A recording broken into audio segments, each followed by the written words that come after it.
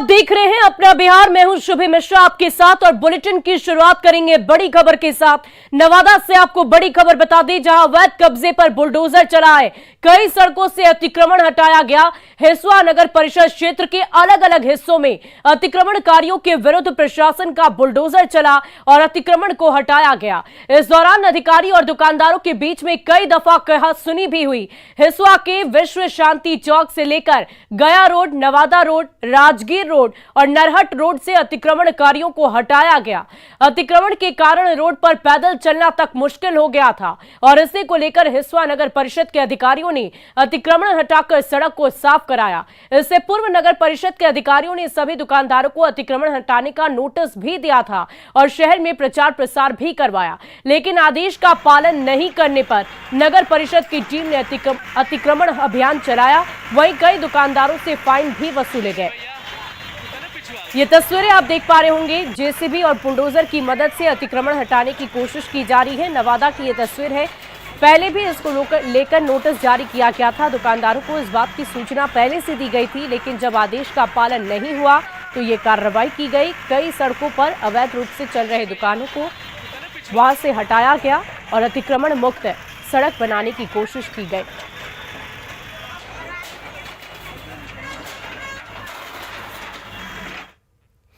वहीं छपरा के रिविलगंज में पुलिस ने शराब की एक बड़ी खेप बरामद की है। पुलिस ने 1192 कार्टून विदेशी शराब जब्त की, जिसकी कीमत लाखों रुपए में बताई जा रही है। केंद्रीय उत्पाद विभाग की सूचना पर थाना अध्यक्ष ओम प्रकाश चौहान और पीएसआई गुंजन कुमारी के नेतृत्व में यह बड़ी कार्रवाई की गई। थाने के सामने से 2 ट्रक पर लदे 192 कार्टून में 10,072 लीटर 800 ग्राम अंग्रेजी शराब बरामद की गई। मामले में पुलिस ने 2 लोगों को हिरासत में भी लिया है, जिनसे पूछताछ लगातार की जा रही है।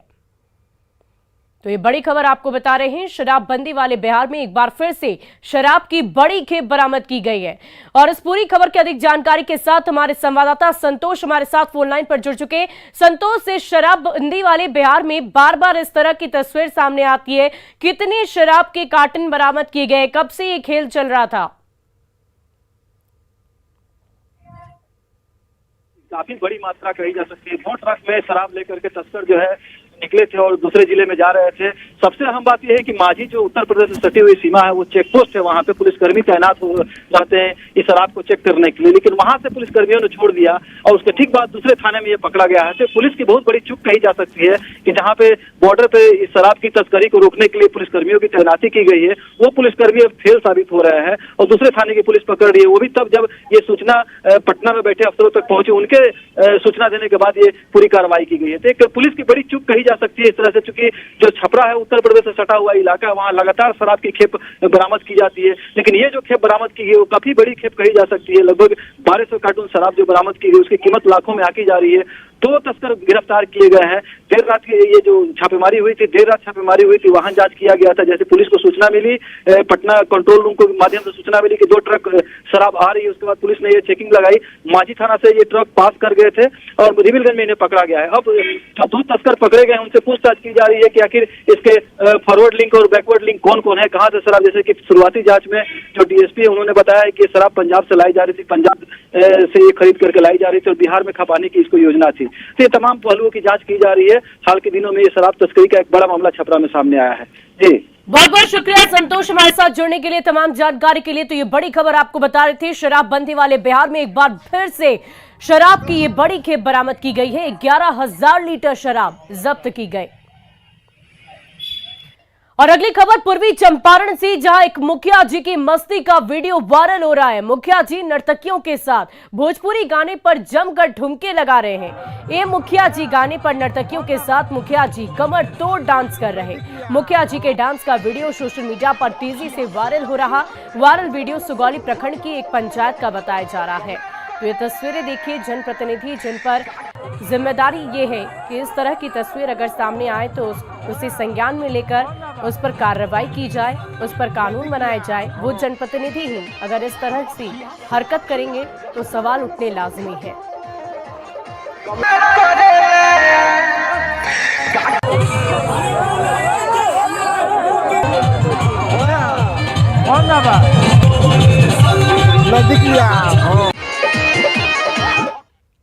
और इसी बीच गोपालगंज से आपको बड़ी खबर बता दी, जहां लापता ठेकेदार मनोज सिंह का शव मिला है।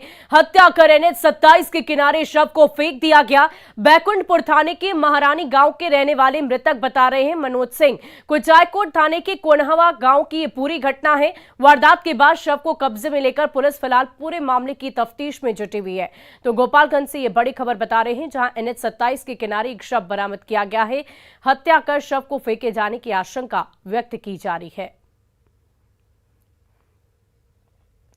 और अगली बड़ी खबर जहानाबाद से, जहां उत्पाद विभाग की बड़ी कार्रवाई सामने आई है। शराब केस में 50 से ज्यादा लोगों को गिरफ्तार किया गया। शराब पीते या बेचते 52 लोग गिरफ्तार हुए। आरोपियों में 4 महिलाएं भी शामिल हैं। 20 लीटर देशी शराब जब्त की गई है। 1500 लीटर जावा महुआ भी बरामद किया गया। तो उत्पाद विभाग की तरफ से यह बड़ी कार्रवाई की तस्वीर सामने है। शराब केस में 1-2 नहीं बल्कि 50 से ज्यादा लोगों की गिरफ्तारी हुई, जिनमें 4 महिलाओं का नाम भी सामने आ रहा है। आरोपियों में 4 महिलाएं भी शामिल है।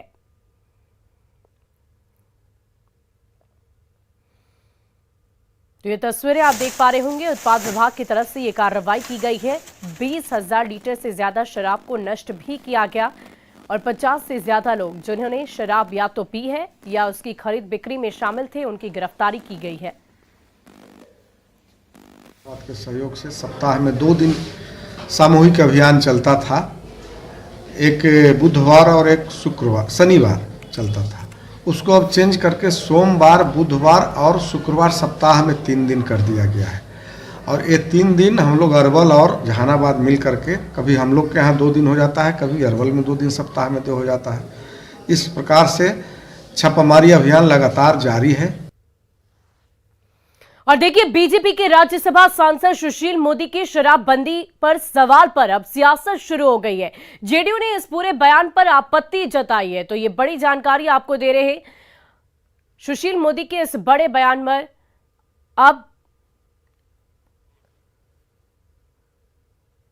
भाजपा के लोग उत्तर प्रदेश में जाके आनंद ले, बिहार छोड़ के चले जाए, वहीं उत्तर प्रदेश में चालू करवाए, झारखंड में चले जाए, बगल में झारखंड है और सीमा पर उधर नेपाल भी है। तो जहां इच्छा है वहां जाके आनंद उठावे। शराबबंदी का एक बड़ा अच्छा बयान है, आप लोगों के पास तो होगा ही।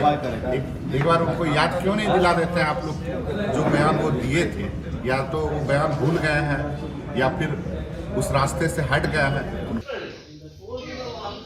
जब शराबबंदी कानून हम लोग सत्ता पक्ष में नहीं थे, लेकिन अच्छी चीज होने के कारण हम लोगों ने उसका समर्थन किया था। इसका मतलब ये नहीं है कि शराबबंदी सफल ना हो। आज शराबबंदी कानून होने के बावजूद शराब धड़ल्ले से और देखिए, नगर निकाय चुनाव पर पूर्व डिप्टी सीएम और बीजेपी सांसद सुशील मोदी का बड़ा बयान सामने आया है। उन्होंने नीतीश सरकार पर चुनाव की घोषणा में जल्दबाजी का आरोप लगाया। उन्होंने कहा कि इसमें सुप्रीम कोर्ट के आदेश की अवहेलना की गई है। उन्होंने आयोग की रिपोर्ट सार्वजनिक करने की मांग भी की है। तो ये बड़ी जानकारी आपको दे रहे हैं। दरअसल नगर निकाय चुनाव की तारीखों का ऐलान कर दिया गया है और इसी कड़ी में पूर्व डिप्टी सीएम और सांसद सुशील मोदी ने यह बड़ा आरोप लगाया है बिहार सरकार पर, मुख्यमंत्री नीतीश कुमार पर, कि कोर्ट के आदेशों की अवमानना की गई, अवहेलना की गई और ऐसे में रिपोर्ट जारी करने की मांग की गई है। अति पिछड़ा आरक्षण और नगर निकाय चुनाव को लेकर के बयानबाजी और सियासत दोनों तेज है। हमारे साथ पूर्व डिप्टी सीएम और राज्यसभा सांसद सुशील मोदी हैं। सर, आपने कल एक बड़ा बयान दिया और कहा कि जो आयोग है वो रद्द किया गया है, और जिस ढंग से लेकिन आरजेडी जो कह रही है कि आपने गलत विश्लेषण किया है, इसके लिए आपको माफी मांगनी चाहिए। देखिए, इन लोगों ने सुप्रीम कोर्ट के आदेश की अवमानना की है। 28 नवंबर का सुप्रीम कोर्ट का आदेश है कि जो आयोग यहाँ पर गठित किया गया है उस पर रोक लगाई जाती है, उसको आप नोटिफाई नहीं कर सकते हैं। उसके बाद इन्होंने 30 तारीख को आयोग की रिपोर्ट लेकर और रातों रात जल्दबाजी में नोटिफाई कर दिया। तो सुप्रीम कोर्ट के आदेश का उल्लंघन है। और देखिए, कंटेक्स्ट क्या था? इकोनॉमिकली बैकवर्ड कंटेक्स्ट नहीं था ना, कंटेक्स्ट तो था जो अति पिछड़ा आयोग है, ये था कंटेक्स्ट। तो कोई अगर टाइपोग्राफिकल मिस्टेक है तो देखा जाता कंटेक्स्ट क्या है। नए लोगों को लड़ने का मौका क्यों नहीं दिया? भी अगर कोई नई रिपोर्ट आई उसमें आरक्षण का क्या प्रावधान है, नए सिरे से आरक्षण किस वार्ड में कितना होगा, क्या होगा, उसके आधार पर आरक्षण का निर्धारण करेंगे। और कोई भी व्यक्ति कर सकता है नामांकन। आप ये कर सकते हैं कि पहले जिन लोगों ने नामांकन किया उनको भी अनुमति प्रदान करेंगे, लेकिन नए लोगों को आपने रोक दिया। तो देखिए, जिस जल्दबाजी में सारी चीजें की गई हैं, तो उसका परिणाम इनको भुगतना पड़ेगा। और फिर एक बार नीतीश कुमार की सरकार की कोर्ट में फजीयत होने वाली है। तो मैं अभी भी सरकार से कहूंगा, आप सुप्रीम कोर्ट में जाइए, अपनी बात को रखिए और अपने पक्ष में निर्णय लीजिए, और नहीं तो फिर चुनाव टलने का खतरा है, आशंका है। इसे लड़ने वालों से, लोगों से भी मैं अपील करूंगा, अभी खर्च वगैरह मत कीजिए, कोई ठिकाना नहीं अगले 8-10 दिन में क्या होगा नहीं होगा। तो जिस तरह से नीतीश कुमार ने अपना अति पिछड़ा विरोधी चेहरा उजागर किया है, तो इनकी फिर कोर्ट में फजीयत होने वाली है। तो सुशील मोदी ने साफ किया है कि ये जल्दीबाजी में उठाया गया फैसला है और सुप्रीम कोर्ट में एक बार फिर से फजीयत हो सकती है और चुनाव फिर चल सकते हैं। कैमरा पर्सन अजय दुबे के साथ रवि एस नारायण, न्यूज 18 पटना।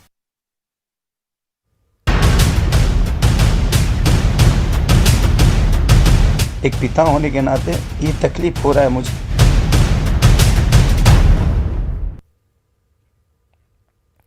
और अब बात भोजपुरी फिल्म इंडस्ट्री पर लगी कलंक की। फिल्में समाज का आईना होती है, लेकिन जब इस आईने पर धूल की मोटी परत चढ़ जाती है तो मधुबाला और ऐश्वर्या का भी चेहरा धुंधला दिखने लगता है। भोजपुरी फिल्म इंडस्ट्री के साथ भी कुछ ऐसा ही हो रहा है। जो लोग भोजपुरी की खा रहे हैं, भोजपुरी की बदौलत अपना चेहरा चमका रहे हैं, वही लोग भोजपुरी को कलंकित भी कर रहे हैं। भोजपुरी फिल्म इंडस्ट्री को अश्लीलता, जातिवाद, क्षेत्र की दलदल में धकेला जा रहा है और इन लोगों की काली करतूतों की वजह से फिल्म इंडस्ट्री कलंकित होती जा रही है। जात पात की लड़ाई अब गाली गलौज तक आ पहुंची है और सुपरस्टार तक अब इस पर बिफरने लगे हैं।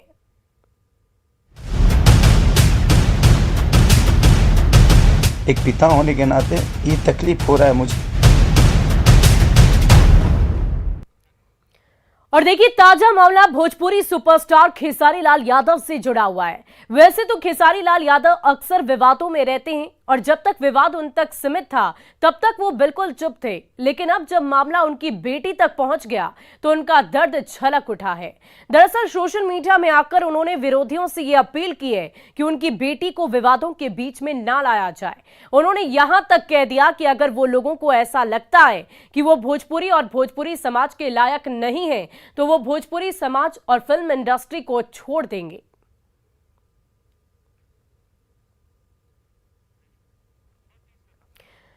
दरअसल खेसारी लाल यादव और पवन सिंह को लेकर लगातार पहले से ही भोजपुरी इंडस्ट्री में कई तरह की चर्चाएं सामने आती हैं। इनके विवादों को लेकर भी कई दफा हमने आपको खबर दिखाई है और सोशल मीडिया पर अक्सर ये अपनी बातों को प्रकट करते हैं। लेकिन हाल ही में एक गाना सामने आया जिसमें उनकी बेटी का जिक्र किया गया, उनकी तस्वीर का इस्तेमाल किया गया, जिसके बाद खेसारी लाल यादव का अपने विरोधियों के खिलाफ दर्द छलक उठा है और उन्होंने सोशल मीडिया पर साफ साफ कहा कि इस तरह की चर्चा बिल्कुल भी ना करें। अगर आपको ऐसा लगता है कि मैं भोजपुरी इंडस्ट्री के लायक नहीं या मुझे यहाँ नहीं रहना चाहिए तो मैं यहाँ से बाहर निकल जाऊंगा, लेकिन इस तरह की हरकत बिल्कुल भी ना करें। ठीक है, गाना बजाना अलग मैटर है। मैं तो दिनों रात सिर्फ मनोरंजन का काम करना चाहता हूं। मुझे काम करने दो। अगर आप लोगों को लगता है कि मैं भोजपुरी भाषा के लिए कुछ नहीं किया है और मैं नहीं कर पाऊंगा तो आप पूरी जनता से मैं रिक्वेस्ट करता हूं कि आप लोग बताओ कि मैं क्या आपका मनोरंजन ठीक से नहीं करा पाता या मैं आपके मनोरंजन में कोई कमी करता हूं। भोजपुरी भाषा के लिए, अच्छी फिल्मों के लिए दिनों रात, चाहे अपने बॉडी के लिए हो या जग के हो या रो के हो, गा के हो, धूप हो या जाड़ हो या सर्दी हो या कुछ भी हो, मैं बीमार भी रहता हूं तो काम करता हूं। आप लोग पूरे इंडस्ट्री में पूछ सकते हैं मेरे काम करने की क्षमता को। अगर किसी को ऐसा लगता है, इस भोजपुरी समाज में किसी भी इंसान को ऐसा लगता है कि मैं भोजपुरी के लायक ही नहीं हूं, भोजपुरी समाज के लायक नहीं हूं, तो मैं इस भोजपुरी समाज को छोड़ के किसी और इंडस्ट्री में चला जाऊंगा। मुझे मेहनत करने आता है, मैं वहां भी अपने आप को साबित करूंगा। ऐसा नहीं कि नहीं कर पाऊंगा, क्योंकि मुझे करना आता है। मैं हाथ जोड़ के प्रार्थना कर रहा हूं। आज मेरी इतनी सारी 200 गाने मेरे डिलीट हो गए। कितने सारे गाना मेरा गाया हुआ चोरी करके लोग गाने लगे, चोरी करके लोग गा रहे हैं। मेरा शूटिंग किया हुआ गाना चोरी करके लोग गा देते हैं, उठा के गा रहे हैं। इसलिए क्योंकि मेरे पास कंपनियां नहीं है। आज मेरे पास मात्र 3 से 4 कंपनियां हैं, उनके लिए कितना काम करूंगा। मैं महीने का 20 गाना गाने वाला, 30 गाना गाने वाला आदमी आज महीने का 10 गाना गा रहा हूं, तो बहुत सारे लोगों का नुकसान भी हो रहा है।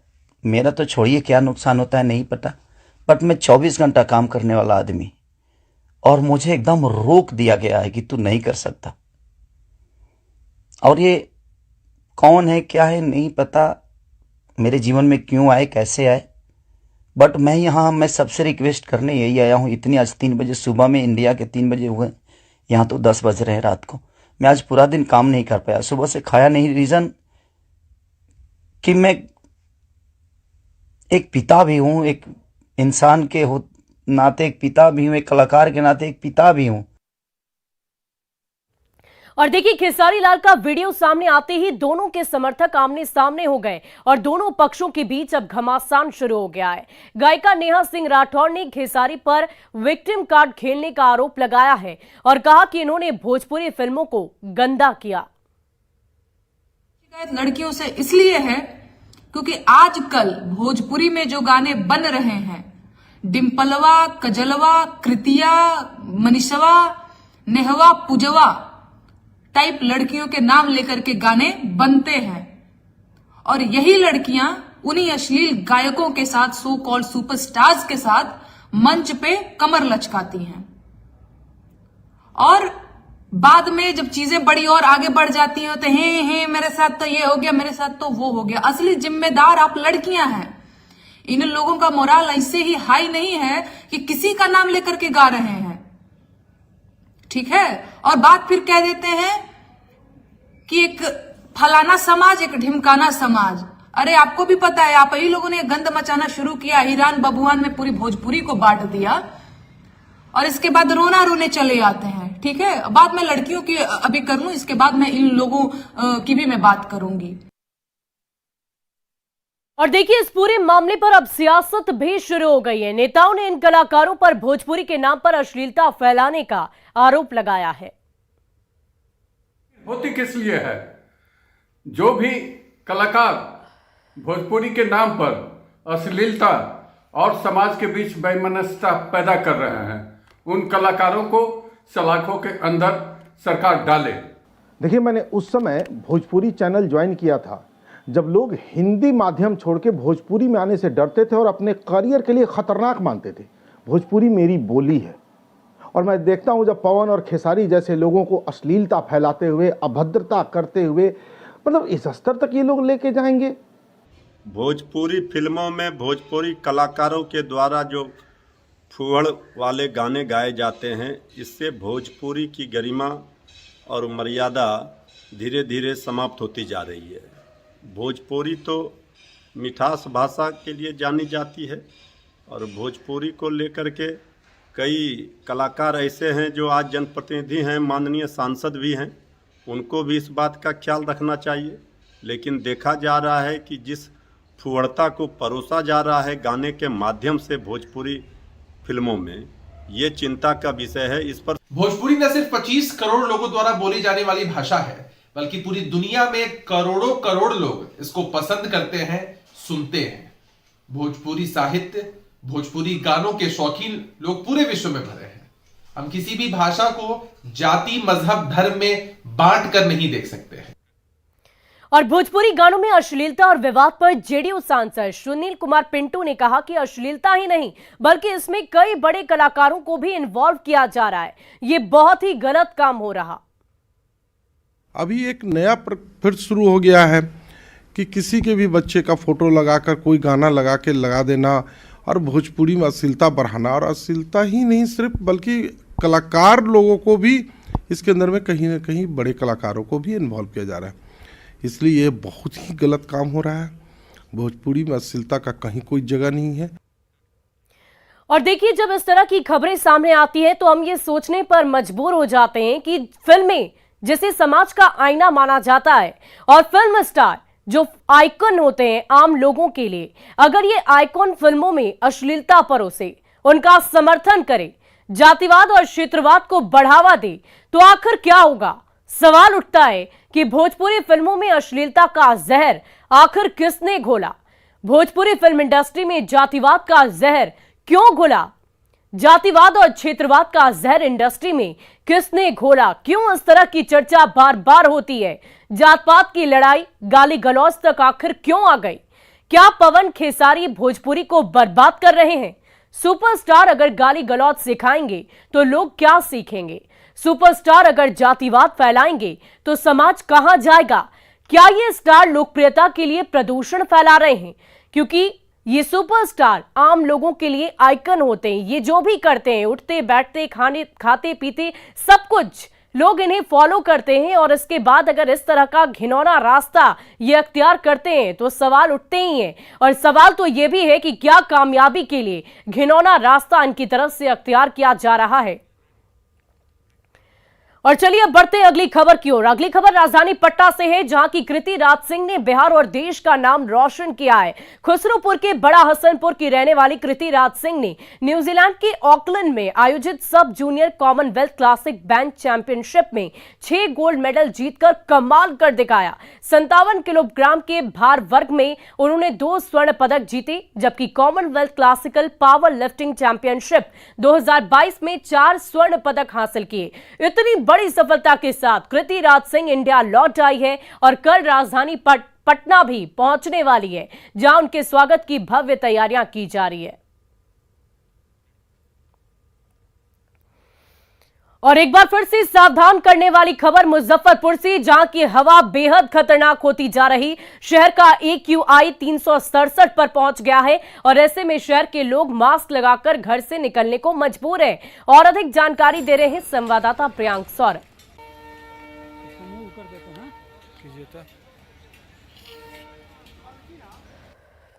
मुजफ्फरपुर की आबो हवा बेहद खतरनाक होती जा रही है। अब यहाँ सांस लेना भी मुश्किल होता जा रहा है, क्योंकि यहाँ पर प्रदूषण का स्तर काफी तेजी से बढ़ रहा है, खतरनाक होता जा रहा है। मुजफ्फरपुर का AQI यानी एयर क्वालिटी इंडेक्स जो है वह 367 पे पहुंच गया है, जो कि वेरी पुअर कैटेगरी में आता है। ऐसे में यहाँ अब सांस लेने में भी लोगों को कठिनाई होने लगी। मुजफ्फरपुर के हम मिठनपुरा और बेला थाना क्षेत्र के इलाके में आप देख सकते हैं, ये नारायणपुर अनंत इलाका है और यहाँ पर आप देखें किस तरीके से हर तरफ आपको धुलकन दिखाई दे रहा है। हर तरफ जो है वह सिर्फ और सिर्फ धुलकन, धुएं जैसी स्थिति दिख रही है। ये प्रदूषण का स्तर है और कहीं ना कहीं कंस्ट्रक्शंस का काम यहाँ पर बहुत ज्यादा होता है, तो इससे भी प्रदूषण का स्तर जो है वो बढ़ता जा रहा है। लोग काफी परेशान हैं, सांस लेने में लोगों को दिक्कत हो रही है। और ऐसे में हम कुछ स्थानीय लोगों से भी बातचीत करेंगे। क्या स्थिति जिस तरीके से बिगड़ रही है, प्रदूषण का स्तर बढ़ रहा है, सांस लेने में तकलीफ होती है? दिक्कत होती है सांस लेने में। क्या कुछ करते हैं आप लोग आजकल? क्या करते हैं, मास्क उस लगा देते हैं, मास्क और गमछा है, गमछा भी लपेट के रहना पड़ता है। तो क्या करें, पूरा एकदम धुआं पूरा एकदम पूरा नारायणपुर पूरा धुआं है, पूरा धुआं पूरा एकदम प्रदूषित हो चुका है। प्रशासन की तरफ से कुछ किया जा रहा है कि नहीं किया जा रहा? कल तो हम देखे हैं कि पानी छिड़काव हुआ था रोड पर। बहुत प्रॉब्लम होता है, बहुत प्रॉब्लम होती है। फिर क्या कुछ करते हैं आप? हम तो मीठा खाते हैं, गुड़ खाते हैं, मीठा गुड़ खाते हैं ताकि प्रदूषण प्रदूषण से बच जाए, वो छन जाए। तो ये कहा जाता है कि कहीं ना कहीं ये सब भी लोग उपाय करने लगे हैं। स्थिति बहुत ही भयावह होती जा रही है। बिहार के कई शहरों की स्थिति इतनी खतरनाक होती जा रही है। खासकर मुजफ्फरपुर की हालत की बात करें तो मुजफ्फरपुर का AQI जो है वह 367 पे पहुंच गया है, यानी यहाँ का air quality index very poor category में चला गया है। और ऐसे में लगातार स्थिति जो है वह बिगड़ती जा रही है। मुजफ्फरपुर से न्यूज़ 18 के लिए प्रियांक सौरभ। और देखिए, आज का दिन भारत के लिए बेहद गौरव का दिन है। आज से अगले 1 साल के लिए भारत G20 की अध्यक्षता करेगा। अगले साल 9 और 10 दिसंबर को G20 देशों का शिखर सम्मेलन होगा और इसे ऐतिहासिक बनाने के लिए कई खास तरह की तैयारियां की जा रही है। अगले 1 साल तक कार्यक्रमों का सिलसिला बदस्तूर जारी रहेगा। देश भर में 50 से ज्यादा स्थानों पर करीब 200 से ज्यादा बैठकें की जाएंगी और कुछ राज्यों और क्षेत्रों में त्योहार आयोजित किए जाएंगे। इस दौरान 75 विश्वविद्यालयों में कार्यक्रम आयोजित किए जाएंगे। साथ ही देश भर के 100 से ज्यादा स्मारकों को सजाया संवारा और लाइटिंग की जाएगी। देश के जिन 100 स्मारकों को सजाया संवारा और रोशन किया जाएगा, उनमें बिहार के 7 स्मारक शामिल हैं।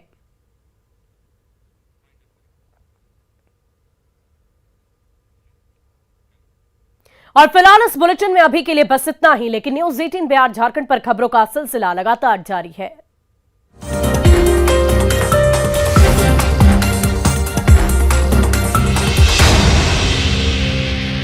15 languages, 26 यहाँ उग्रवादियों